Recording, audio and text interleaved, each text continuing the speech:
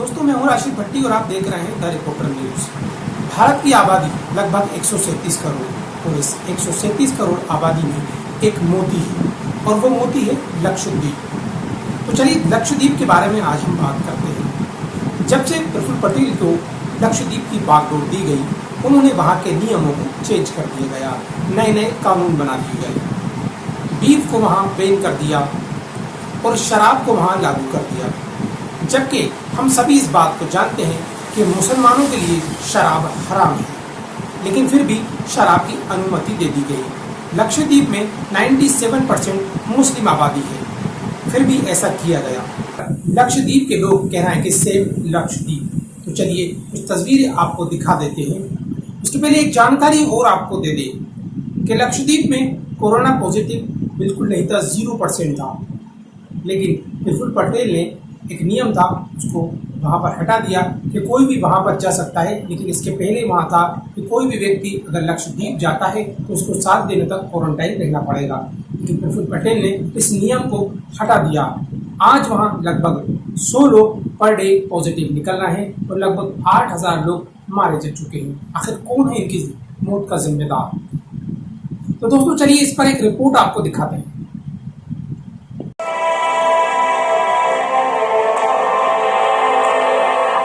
सागर में मोतियों की तरह बिखरे लक्षद्वीप के टापू भारत का सबसे शांत और आकर्षक हिस्सा है।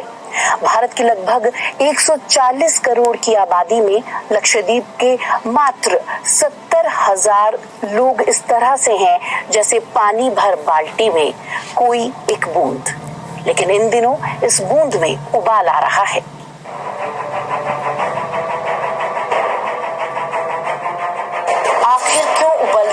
लक्षद्वीप सोमवार को पूरा लक्षद्वीप हाथों में पोस्टर लिए खड़ा था। चमकीली रेत के ऊपर, घरों के भीतर, पानी के अंदर, फिरोजा लगून के किनारे पर, नारियल के पेड़ के साए में, सब जगह सिर्फ एक ही नजारा था। सबके हाथ में पोस्टर्स थे जिन पर लिखा हुआ था सेव लक्षद्वीप, यानी लक्षद्वीप को बचाओ।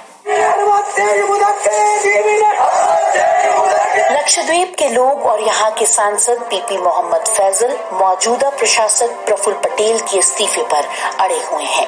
लक्षद्वीप की जनता का कहना है कि प्रफुल्ल पटेल और उनकी नीतियां लक्षद्वीप के अस्तित्व के लिए खतरा हैं।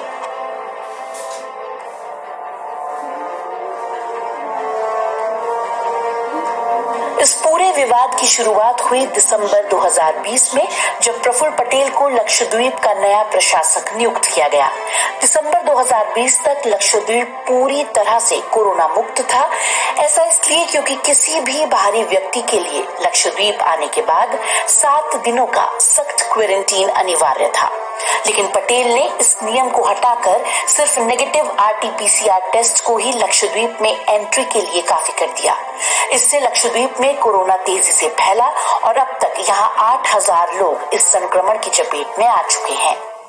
नहीं, जब ये SOP इंट्रोड्यूस हुआ उस टाइम से वहाँ के लोग और वहाँ के पंचायत इस डिसीजन को प्रोटेस्ट करने लगे। तो वहां से शुरू हुआ कि लोगों को लगा कि एडमिनिस्ट्रेशन हमारे हित में नहीं है। इसके अलावा प्रफुल्ल पटेल के कई और फैसले भी विवादास्पद रहे हैं। उन्होंने अपनी नियुक्ति के कुछ ही दिन बाद मुस्लिम बहुल लक्षद्वीप में बीफ को बैन कर दिया और शराब पर लगा बैन हटा लिया। ये फैसले लक्षद्वीप के लोगों को अपनी अस्मिता पर हमले की तरह महसूस हुए। वो ईटिंग हैबिट में दखलंदाज करने की कोशिश कर रहा है कि एनिमल प्रिजर्वेशन रेगुलेशन, वहाँ की मिड डे मील जो है बच्चे की जो मिड डे मील्स है, तो मिड डे मील्स में प्रोटीन की जो जरूरत है उसमें से जो नॉन वेज आइटम यानी कि बीफ निकाला जाएगा, चिकन निकाला जाएगा, ये सब चीजें जो हमारी कॉन्स्टिट्यूशनल राइट के ऊपर दखलंदाज करने की कोशिश कर रहा है। This is not fair. जिस कानून को लेकर लक्षद्वीप के लोग सबसे ज्यादा गुस्से में हैं, उसका नाम है पासा, यानी prevention of anti social activities.